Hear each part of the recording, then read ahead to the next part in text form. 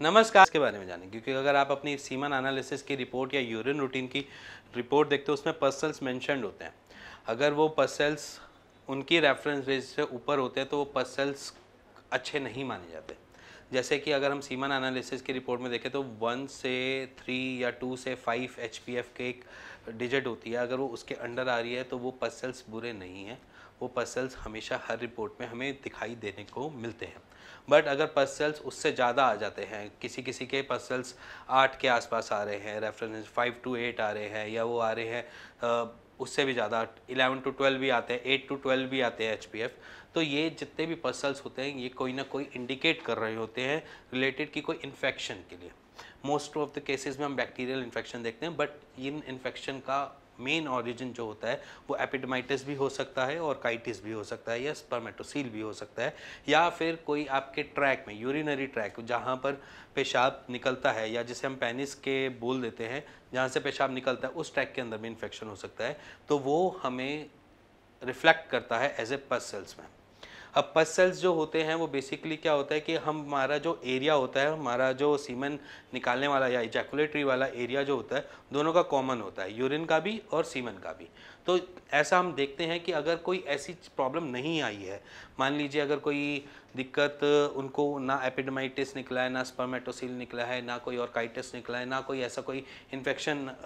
पकड़ में है, तो फिर वहाँ पर आपको फर्दर स्टडी के लिए यूरिन रूटीन करवा सकते हैं या यूरिन कल्चर करवा सकते हैं, या सीमन में चेक करवाना है तो सीमन कल्चर करवा सकते हैं। ये आपके पास रिपोर्ट्स नॉर्मली किसी भी लैब में आज की डेट में हो जाती हैं, ज़्यादा मुश्किल नहीं आती इन सीमन कल्चर के लिए या यूरिन कल्चर के लिए या यूरिन रूटीन के लिए, क्योंकि उसमें बस वो हम यही देखना चाहते हैं कि अंदर कोई इन्फेक्शन तो नहीं है। अगर इन्फेक्शन है तो वो आपको रेजिस्ट करेगा या नहीं करेगा, या मान लीजिए अगर मैं कोई एंटीबायोटिक भी खा रहा हूँ तो वो एंटीबायोटिक मेरे शरीर पे उसको निकालेगी या नहीं निकालेगी। एक ये भी फर्दर हमारे लिए एक प्रॉब्लम हो जाता है कि वो निकाल भी पाएगी, उसको ख़त्म भी कर पाएगी, मार भी पाएगी बैक्टीरियल इन्फेक्शन को, या नहीं निकाल पाएगी। इसलिए वहाँ पर हम एक सिंपली एक कल्चर की रिपोर्ट नॉर्मली हम करवा सकते हैं। अगर आप नॉर्मली आपके यूरिन में जलन बहुत ज़्यादा हो रही है, या सीमन निकालते हुए आपको थोड़ा सा दर्द हो रहा है, या जब आप इजैकुलेट कर देते हो तो टेस्टिस में पेन बनता है, बहुत ज़्यादा पेन बनता है, अनबियरेबल पेन बनता है, तो वहाँ पर आप अपना एक सीमन एनालिसिस करवा सकते हैं। वहाँ पर चेक कर सकते हैं। अगर एचपीएफ अगर आपके ज़्यादा आ रहे हैं, रेफरेंस से ज़्यादा पड़ते हैं, तो वहाँ पर आप कल्चर की तरफ जा सकते हैं। कल्चर के पास जाकर आप अपना वाली टेस्ट से अपनी इन्फेक्शन को हटाने वाली मेडिसिन भी चेक कर सकते हैं। सो अगर आपको पस सेल्स आपकी रिपोर्ट में दिखा रहे हैं तो उसका सॉल्यूशन आयुर्वेद में तो मैं नहीं बोलता, क्योंकि बहुत फास्ट रिकवरी है या बहुत हम आपके आयुर्वेद से उसको ठीक कर सकते हैं, बट आयुर्वेद में हम सिर्फ 2 ही चीज़ें रिकमेंड करते हैं। एक तो सिट्स बात, अगर आपको ऐसा कुछ लग रहा है तो आप सिट्स बात कर सकते हैं, ठीक है। और साइड बाय साइड अगर आयुर्वेद के हिसाब से जाओ तो जो ऐसी चीज़ें जो हाई डायरेटिक है, जैसे कि गोक्षुरा हो गया, आप उन सब चीज़ों को ले सकते हैं, या गोखरू के बाहर कैप्सूल्स आते हैं वो इनटेक कर सकते हैं, जिससे क्या हो कि निकल जाए। और मार्केट में सिट्रो सोडा अवेलेबल होता है, सिट्रो सोडा भी ले सकते हैं जिनको यूरिन में आ रहा है। तो मार्केट में ये सारी मेडिसिन अवेलेबल हैं, आपको हर मेडिकल स्टोर पे मिल जाती हैं। इसके अलावा सीमन में अगर पसल्स आ रहे हैं तो वहाँ पर एक